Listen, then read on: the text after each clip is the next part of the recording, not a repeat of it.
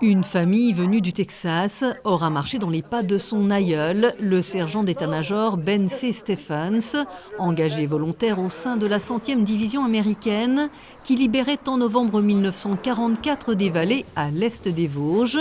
Vendredi dernier, enfants, petits-enfants, nièces et neveux du vétéran ont rencontré dans la mairie du village de la Petite-Raon Fernande. Elle avait 13 ans à l'époque. Elle leur a raconté ses 4 années de guerre, ses peurs et les privations. Ça a été la fin. Ça a été un dernier qu'on a été à l'abri dans les caves. Oui, quand il y avait des bombardements, des mitraillettes, tout ça. Bon, on avait quand même un peu de légumes du jardin, mais on n'avait pas de viande. La famille ne cachait pas son émotion car le jeune militaire américain de retour au pays ne parlera jamais de ce qu'il avait vécu en France. Nous sommes très heureux et touchés d'être ici, de revenir sur les pas des combattants et de rencontrer ceux qui les ont connus. C'est juste un tel honneur de la rencontrer, une telle connexion avec l'histoire entre la génération précédente et nous. C'est vraiment un honneur.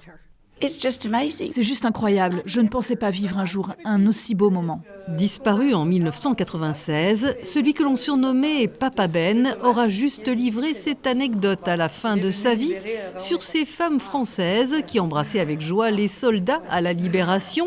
Fernande, elle, était trop jeune, mais 8 décennies plus tard, une bise a scellé l'amitié franco-américaine. Puis à Senones, la famille a découvert un projet de stèle rendant hommage aux combattants de la Centurie.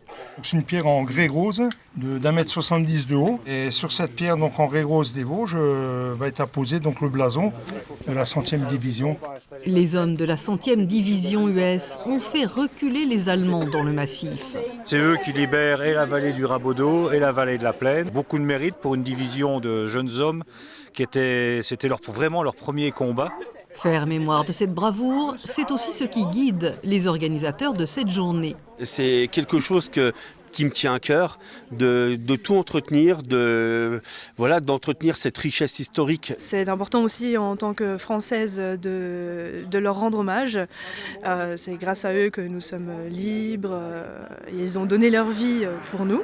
Leur visite dans les Vosges aura permis aux descendants du soldat Stephens d'écrire une page de l'histoire familiale qu'ils transmettront aux plus jeunes à leur retour aux États-Unis.